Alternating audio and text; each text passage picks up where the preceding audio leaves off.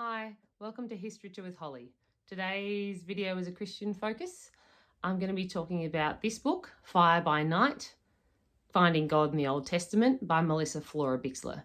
I mentioned this a few weeks ago in a video about this and Woven, and I'd only just begun it.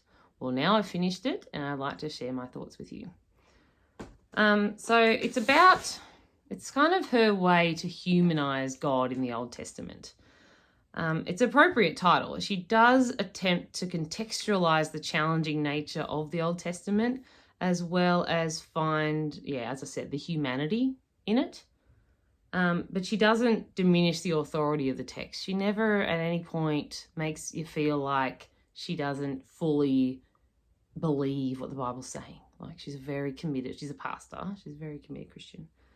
I have to say, it's always been a challenge for me to deal with the Old Testament. I always liked jumping on board. The things like the creation story were cool, and the escape out of Egypt and stuff like that.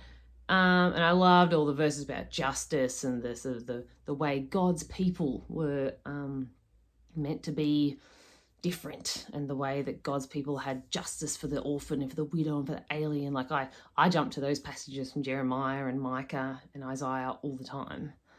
But I have to admit, on the Psalms, they're awesome. But I have to admit, all the stuff about enemies, vengeance, babies getting smashed against rocks and marrying your rapists and gay people being evil and all that stuff, I admit I've kind of just wanted to make it go away, because I didn't really know what to do with it. Even though I know it's important and I 100% respect it, it's just hard.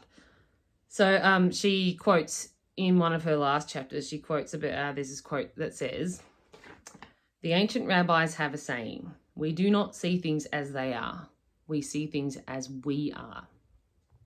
And she talks about the story of Naaman from 2 Kings chapter 5, and how he has this terrible, terrible skin disease, and he's really stinky and he's really gross, and he doesn't often go out in public and people don't want to be near him, but he's a great general, Anyway, and his servant girl, who's been, abducted from somewhere, tells him about the prophet Elijah from the place where she has been taken from, and she says, go to that prophet and God will heal you. So Naaman, having no other options, having exhausted all other options he knows of, goes to Elijah and asks him to heal him.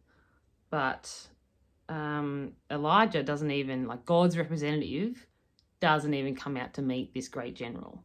And he tells him to go and bathe in the filthy River Jordan, where all the plebs bathe and all the peasants wash their clothes and defecate, and the animals defecate, and he's told to go and wash in that. And it's this real power contrast that she picks up on. This power contrast between the servant girl, who has no power, but who has a voice, and apparently what she says is the Hebrew translated as a little girl.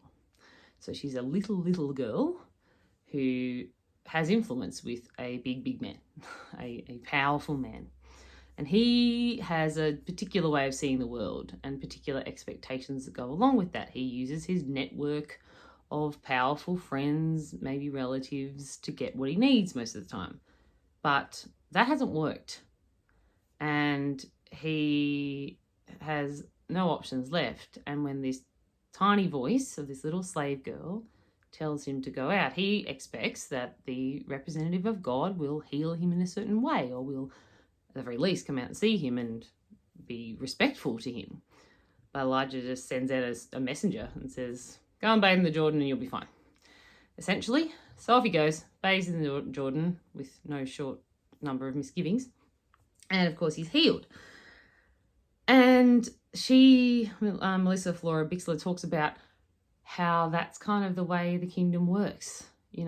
God topples our worldly expectations, brings the tiny voices to prominence, and casts the big voices down into shadow and or silence. So I like that. And I like that topsy-turvy way of looking at the world. I think Jesus has a lot to say about that too, but that's probably another video. Anyway, I really enjoyed it. It was a fascinating way to look at the Old Testament. Very justice focused, which is really my jam. But yeah, highly recommend it. Melissa Florer-Bixxler, Finding God in the Old Testament, Fire by Night, if you're interested in that topic. That's all I've got to say for today. Thanks for listening. See you next time.